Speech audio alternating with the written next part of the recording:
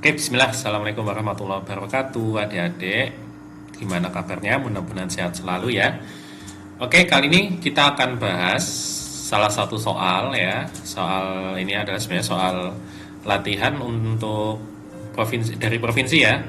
SPD DIY untuk SD dan Madrasah Ibtidaiyah tahun 2025. Nah, ini literasi sains adik-adik ya, yang biasanya males baca ya. Mudah-mudahan dengan melihat video ini ya, adik-adik menjadi punya pemahaman ya daripada membaca ya kan banyak ya. Ini kakak sudah saya rangkumkan ya melalui soal-soal ini. Mudah-mudahan nanti adik-adik dengan melihat soal pembahasan soal, adik-adik bisa menjawab soal-soal ASPD yang nanti tanggal 19 ya. Berarti 1 minggu lagi adik-adik akan menghadapi. Nah, mudah-mudahan nilainya memuaskan ya dengan melihat video ini gitu ya. Oke, langsung saja kita ke nomor pertama ya, literasi sains ASPD, PPASPD ya. Nah, kita lihat di sini ada gambar apa ini? Anggrek ya. Kalau lihat gambar anggrek pasti sudah ketahuan ini adalah simbiosis apa nih? Ya, betul, komensalisme. Ya, komensalisme itu berarti yang satunya itu untung ya, yang satunya itu netral atau biasa aja ya. Yang satunya untung, yang satu netral. Nah, siapa ini yang untung? Jelas saja yang untung adalah anggrek. Nah, Kak, pohonnya apakah nggak rugi? Nah, si anggrek ini dia kalau menumpang di tanaman lain dia hanya menumpang saja, tapi dia tidak mengambil nutrisi dari tanaman yang ditumpangin sehingga dia tidak merugikan. Nah, berarti si pohon yang ditumpangi itu dia netral, tidak dirugikan juga tidak diuntungkan. Anggreknya yang untung begitu. Nah, kita lihat jawaban yang lain, misalkan benalu. Benalu, kalau kita lihat benalu ya, benalu itu pasti dia menyerap tanaman yang dia hinggapi ya. Yang dia tumpangi pasti diserap, beda dengan anggrek. Nah, berarti dia masuknya parasit, merugikan. Tanaman tali putri itu juga benalu ya, dia jenis benalu juga, berarti parasit. Nah, kalau rumput liar ya, bedanya apa dengan benalu? Rumput liar dia tidak menumpang ya, dia hanya tumbuh saja di samping-samping tanaman yang ditanam sama petani, misalkan padi. Nah, dia jelas merugikan padi kan, dia merugikan padi. Cuman rumput liar dia tidak mendapatkan apa-apa dari padi ya. Jadi ini padi rugi, tapi rumput liar netral, dia tidak dapat untung karena dia tidak menyerap makanan apa-apa dari padi. Nah, ini disebut simbiosis apa? Amen. Jadi yang satu rugi tapi satu netral. Bedanya dengan komen kalau yang satu untung. Nah, berarti jawabannya tepat adalah tanaman sirih. Karena apa? Karena tanaman sirih sama dengan anggrek ya. Dia tidak menyerap makanan yang pohon yang ditumpangi ya. Nomor 2. Di kebun terdapat tanaman jagung, burung pipit, ulang-elang, belalang, burung kutilang, dan jamur. Mana yang termasuk konsumen 2 dan konsumen 3? Nah, kita gambar dulu ya di sini ya. Pertama jelas dia jagung. Nah, jagung kemudian dimakan siapa? Siapa yang makan jagung? Jelas burung pipit. Siapa lagi? Ulat. Ada lagi? Belalang. Ini ya. Nah, kemudian burung pipit itu tidak hanya makan jagung, dia juga bisa makan ulat. Nah, jadi begini. Nah, jagung itu disebut dengan apa? Jagung disebut dengan produsen, ya, produsen. Nah, kemudian yang makan produsen itu disebut konsumen tingkat pertama. Nah, jadi si belalang itu konsumen tingkat 1 karena dia makan langsung produsen. Kemudian ulat juga konsumen tingkat 1. Nah, burung pipit dia juga konsumen tingkat 1 tapi sekaligus konsumen tingkat 2. Nah, kenapa? Karena dia makan konsumen tingkat 1. Jadi konsumen tingkat 2 dia yang memakan konsumen tingkat 1. Itu namanya konsumen tingkat 2. Berarti burung pipit dia punya double ya perannya.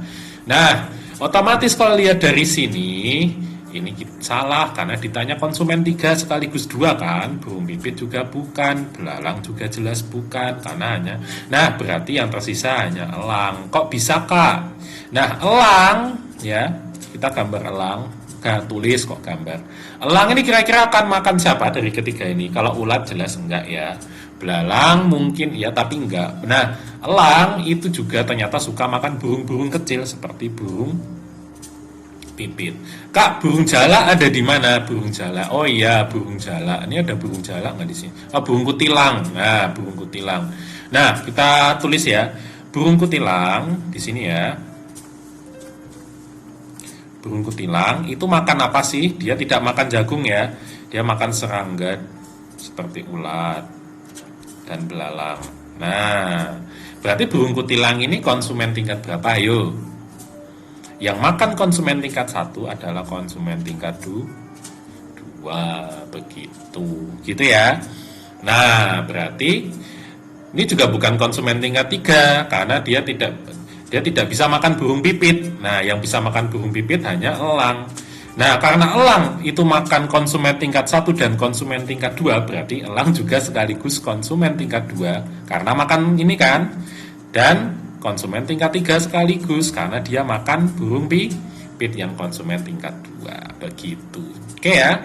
Mudah ya. Kita ke nomor 3. Nah, di sini hewan tersebut akan dikelompokkan berdasarkan cara adaptasinya. Setiap kelompok minimal terdiri dari 2 hewan, minimal 2 ya. Nah, di sini kita lihat kelompok 1 siapa ini? Bulu babi. Jelas ini ya, kita lihat dari sini adalah durinya. Berarti ini nanti temennya kan sama si 1 dan 3 kan. Nah, 1 dan 3. Kalau 5 dia bukan duri ya. Memang tubuhnya seperti ini tapi dia bukan duri. Ya, pertahanannya bukan duri. Nah, 1 dan 3 berarti yang kelompok 2 pasti harus berbeda kan? Pasti bukan ini, bukan ini. Nah, siapa ini kira-kira kelompok 2 yang dia tuh adaptasinya sama? Kadal, dia bisa autotomi ya. Dia bisa seperti cicak yaitu melepas atau melepaskan ekornya. Nah, selain ini ada enggak? Ya, ini tidak bisa melepas ekor, ini juga tidak bisa melepas ekor. Ya udah, berarti 2 dan 4 yang ini. Satu kelompok, jawabannya yang B. Oke, nomor 4. Di sini ada adaptasi hewan berdasarkan dia memperoleh makanan. Nah, kita lihat siapa yang punya mulut penusuk dan penghisap, apakah lebah dan atau nyamuk? Jelas jawabannya nyamuk. Kenapa? Karena lebah yang menusuk bukan mulutnya, yang menusuk itu adalah bagian pantatnya ya kan, bagian belakangnya kan, perutnya bagian belakang itu yang menusuk. Jadi yang memperoleh makanan dengan cara menusuk dan menghisap adalah nyamuk. Ini sudah betul belalang kayu menggigit dan mengunyah. Nah, lalat rumah itu bukan mengunyah, dia itu adalah penjilat ya. Lalat adalah penjilat. Nah, ya sudah di sini kita sudah tahu jawabannya ya. Berarti jawabannya adalah yang A. Lanjut ke nomor berikutnya. Nah, ini peristiwa apa sih? Ini adalah peristiwa abrasi. Abrasi itu apa? Abrasi itu adalah longsor tepi laut. Nah, karena apa? Ya karena satu itu tidak ada tanahnya itu ya, tanahnya tidak kuat menahan gelombang laut ya. Yang kemudian tanahnya karena tidak kuat menahan gelombang laut ditambah dengan didirikan bangunan-bangunan seperti warung ini. Nah, dia otomatis akan cepat rusak atau abrasi, begitu ya. Kemudian di sini kita juga menemukan sampah.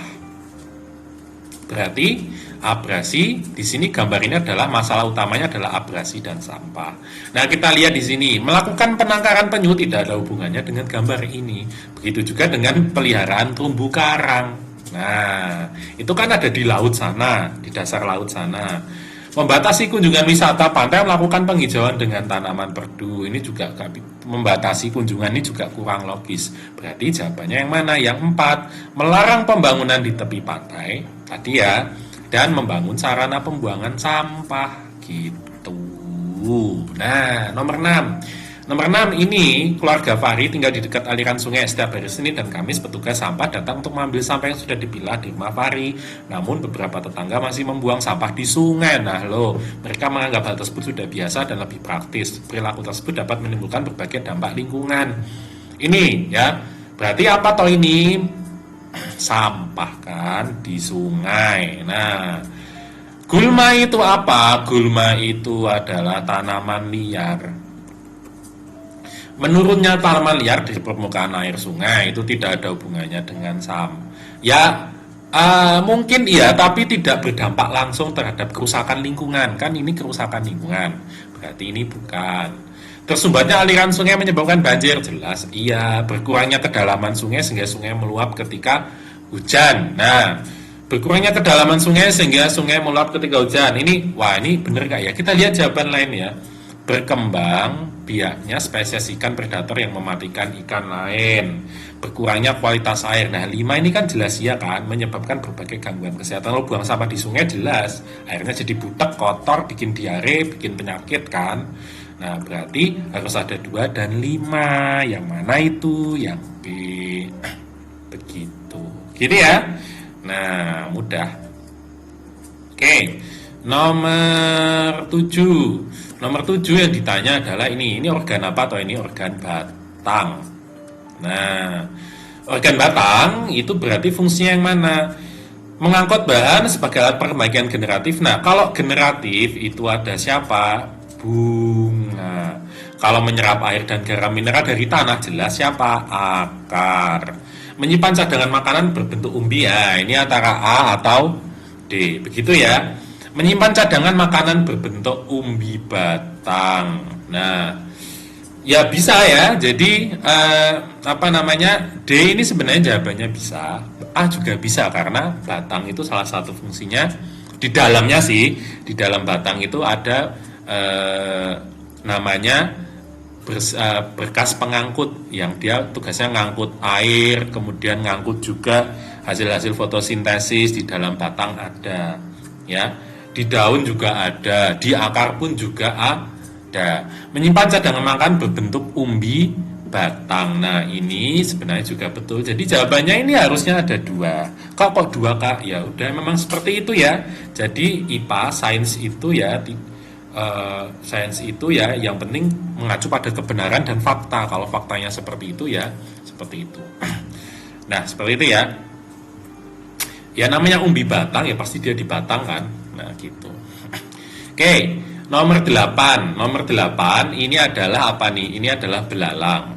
Gitu kan? Belalang itu dia tidak ada tahap yang namanya pupa. Jadi dia dari telur kemudian jadi nimfa, nimfa jadi imago atau hewan biasa. Gitu. Nah, kemudian berarti yang ini yang tidak berpupa itu disebut dengan metamorfosis tidak sempurna. Nah, jadi kalau tidak ada pupa itu namanya metamorfosis tidak sempurna. Nah, yang punya pupa itu apa sih? Pupa itu adalah kepompong. Nah, siapa aja di sini yang tidak punya pupa? Kupu-kupu jelas ada tahap kepompong. Lalat juga ada, berarti sisanya adalah kecoa, katak, dan jangkrik. Nah, di sini katak tidak ada kepompong memang, cuman dia tuh masuknya adalah sempurna. Kenapa sempurna? Karena hewan kecilnya berbeda dengan dewasa. Kecilnya katak tuh apa toh? Kecebong ya. Bayangin ya, kecebong dengan katak dewasa jelas beda banget kan. Nah itu adalah ciri-cirinya ya.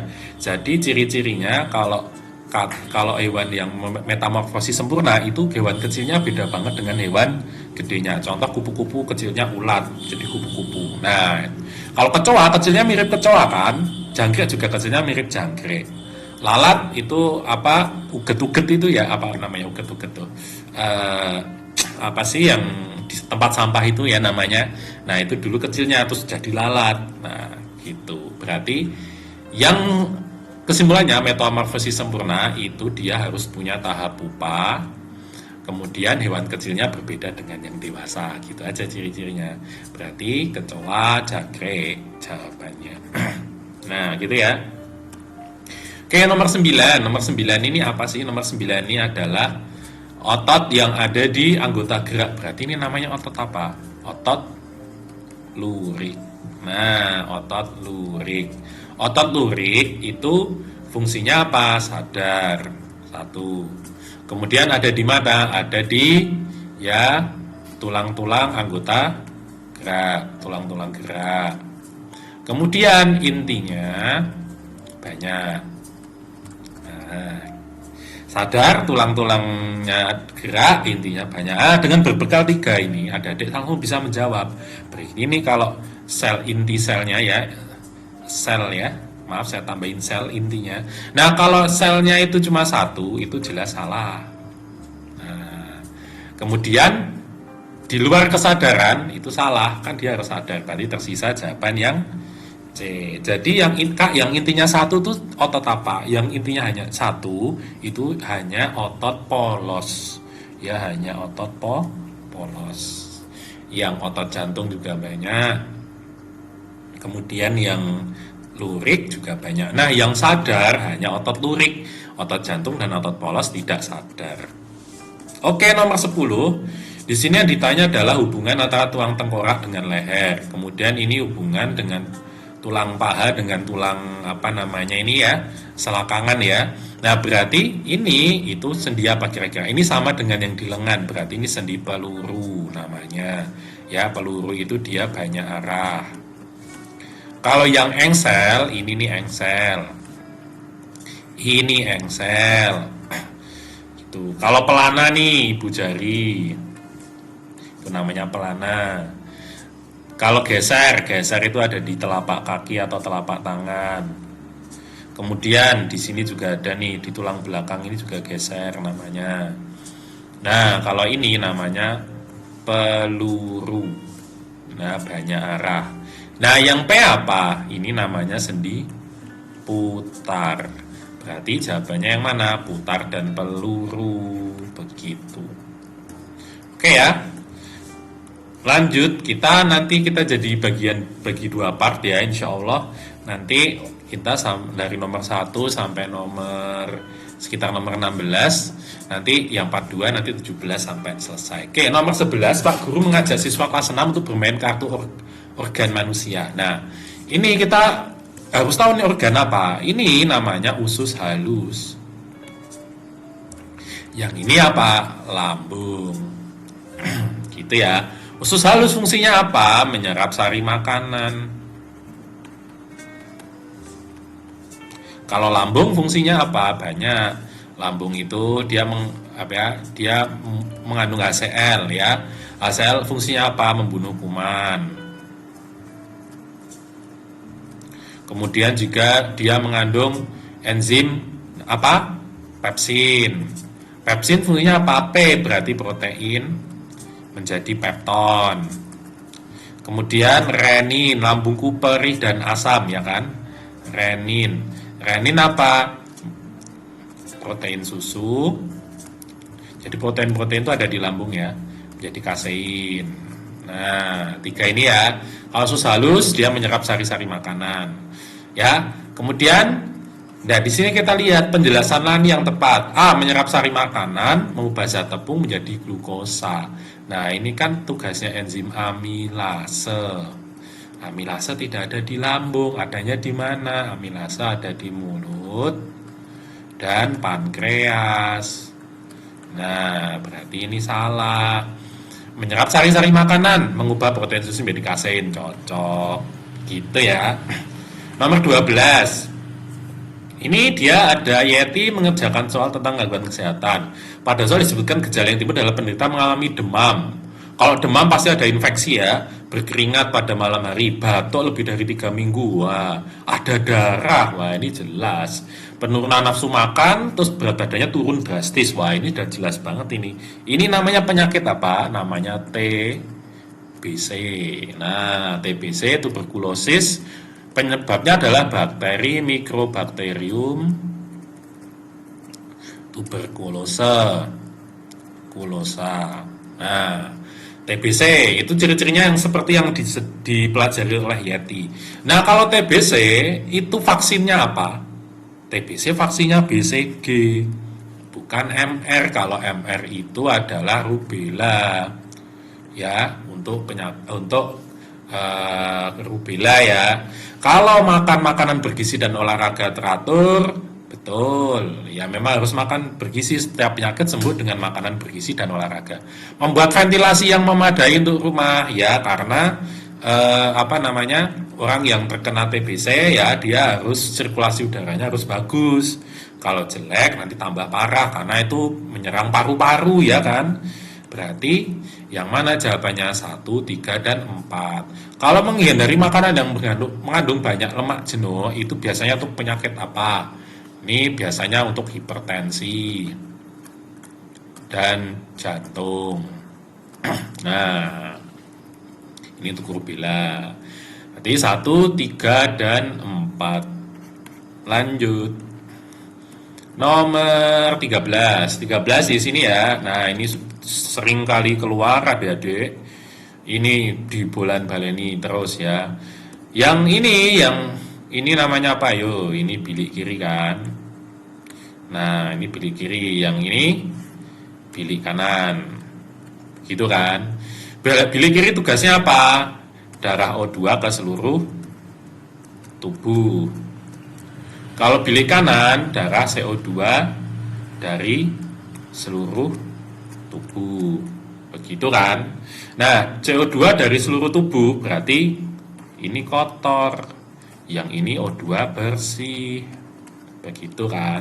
Nah, kemudian ini yang keluar dari jantung itu namanya pembuluh apa? Ya, keluar jantung itu namanya pembuluh arteri.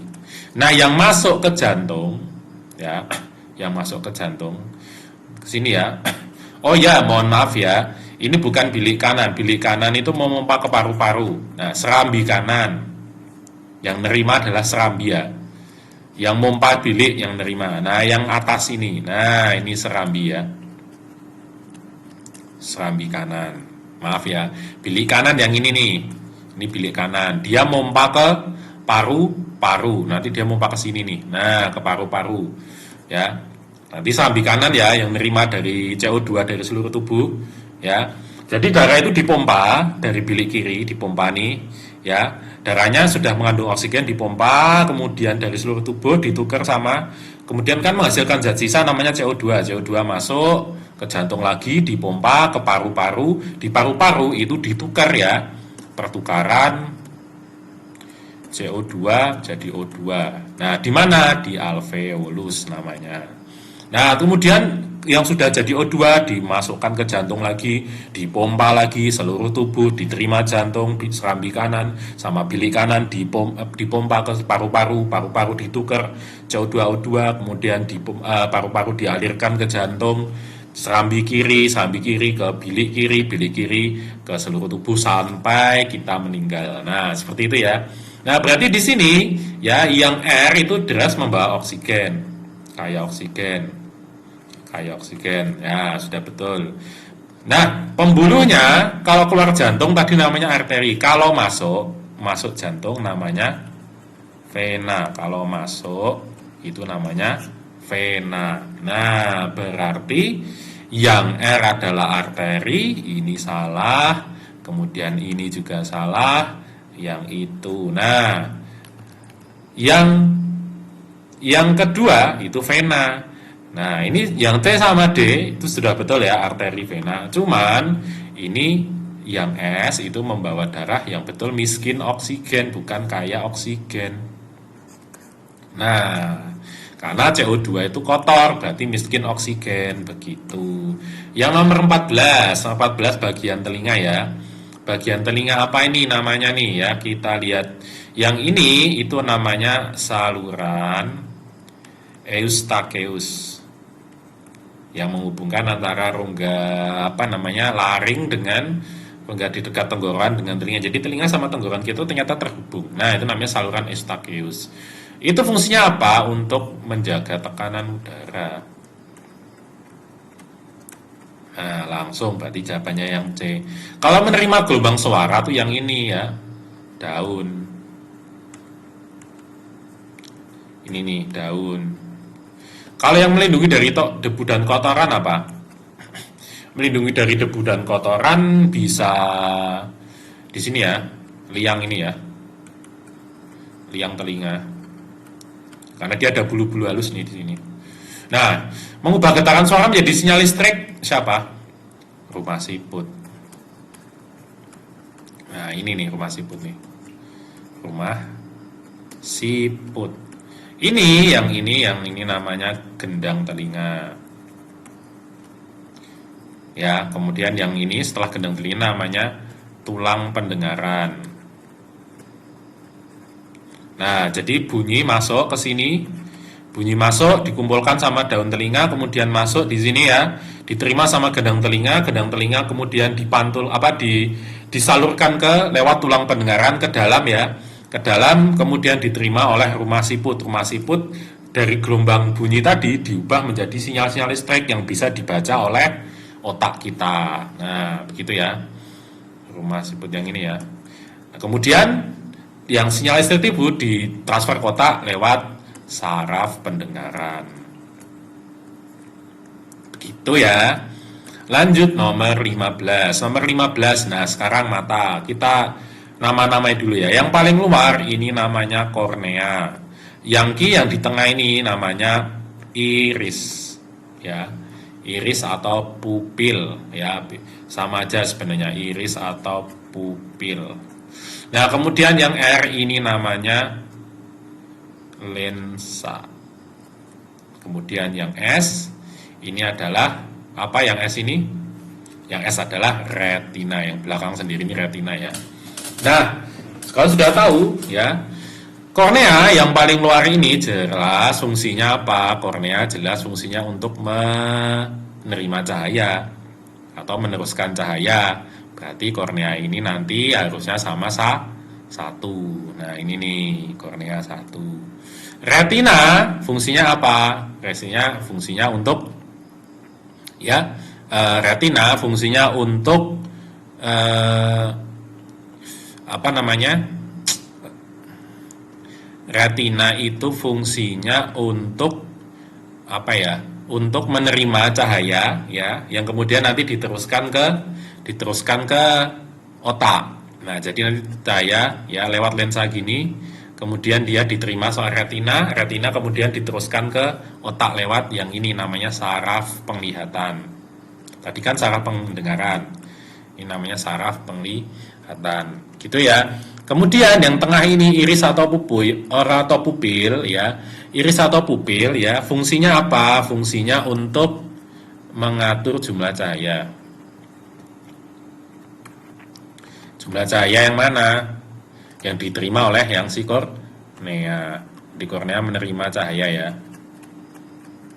Nah, kemudian cahaya diterima sama pupil dan iris ini diatur. Kalau kebanyakan kan jelek.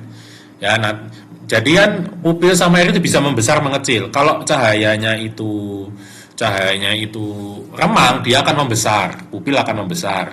Kalau cahayanya itu terlalu silau, dia akan mengecil. Jadi dia fungsinya untuk mengatur jumlah cahaya yang masuk.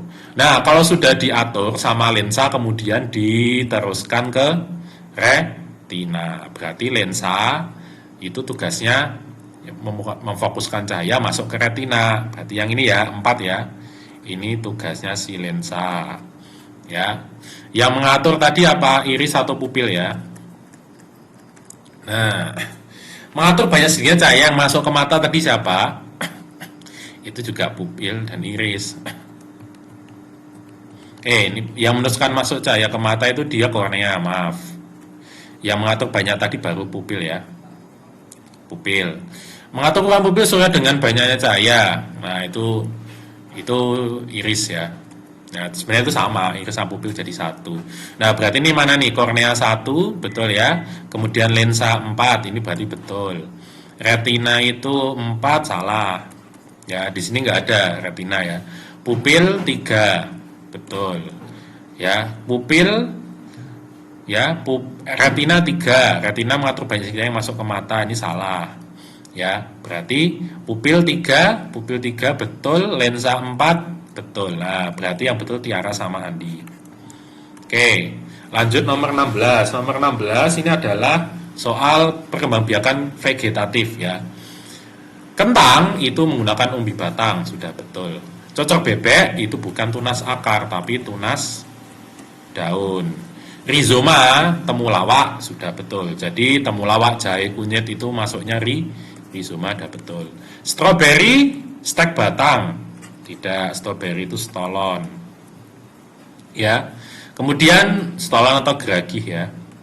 Kemudian tebu nggak stolon. Nah, tebu itu baru stek batang. Nah, begitu. Berarti yang betul cuman yang mana? Cuman 1 dan 4. 1 dan 3. Gitu. Oke, nomor 17 kita lanjutkan di part 2. Adik-adik sudah 30 menit. Nah, gitu aja adik-adik. Mudah-mudahan bisa dipahami. Silakan tunggu video berikutnya part 2. Insya Allah. Selamat belajar ya adik-adik. Saya tutup. Assalamualaikum warahmatullahi wabarakatuh.